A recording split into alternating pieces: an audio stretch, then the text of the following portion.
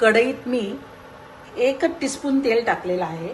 जास्त तेल टाकायचं नाहीये. तेल गरम झालं आहे आणि इथे मी अर्धा टीस्पून मोहरी घेतलेली आहे. मोहरी आता तडतडली आहे आणि याच्यामध्ये मी अर्धा टीस्पून जिरं टाकत आहे. 2 मी हिरव्या मिरच्या कापून घेतलेल्या आहेत. मी 1 वाटी मूग भिजवून त्याला थोडेसे मोड आणलेले आहेत, हे मी टाकत आहे. मुगामध्ये मी अर्धा टीस्पून जिरे पावडर टाकत आहे, अर्धा टीस्पून धने पावडर, अर्धा टीस्पून मी काळं मीठ वापरत आहे. आता हे मूग परतून घ्यायचे आहेत. मूग शिजण्यासाठी मी इथे पाणी टाकत आहे.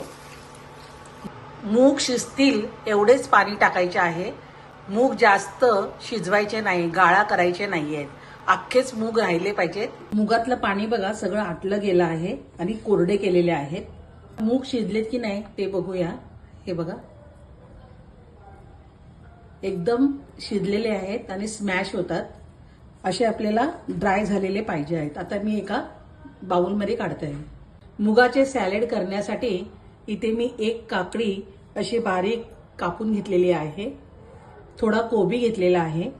1 सिमला मिर्च अशी स्लाइस करून घेतलेली आहे. पातळ पातळ स्लाइस केलेले आहेत. गाजर मी 1 घेतलेला आहे, त्याचाही असे स्लाइस केलेले आहेत. आणि इथे लेट्यूस घेतलेले आहेत, ते असे मोठे मोठे तुकडे केलेले आहेत. 1 कांदा मी बारीक चिरून घेतलेला आहे, त्याच्याही स्लाइस केलेले आहेत. छोटा बीटरूट आहे, तो मी असं शिजवून कापून घेतलेला आहे. अर्धी वाटी स्वीट कॉर्न ते उकडून घेतलेले आहेत. सॅलेड करण्यासाठी इथे मी 1 बाउल घेतलेला आहे.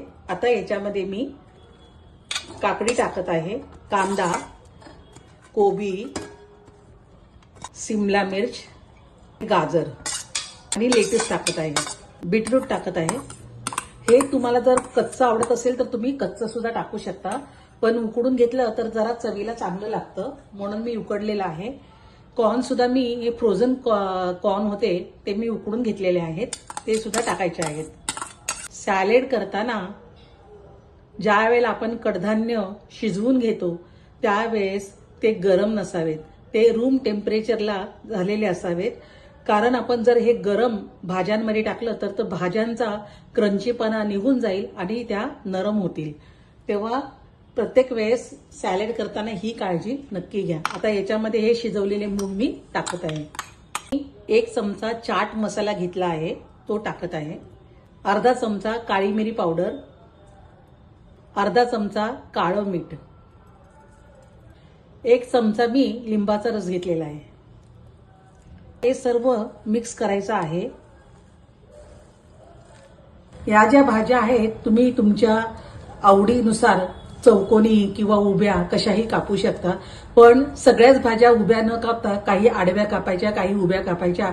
असं केलं तर सॅलेडला एक आकर्षक डिझाईन पण येते आणि दिसायलाही खूप छान. सॅलेडमध्ये मी इथे 1 चमचा भाजलेले शेंगदाणे ते जाडसर कुटून घेतलेले आहेत, ते याच्यात टाकत आहे. याच्यामुळे थोडासा क्रंचीपणा येतो आणि खायला पण टेस्टी लागतात. वरून थोडीशी कोथिंबीर टाकायची आहे.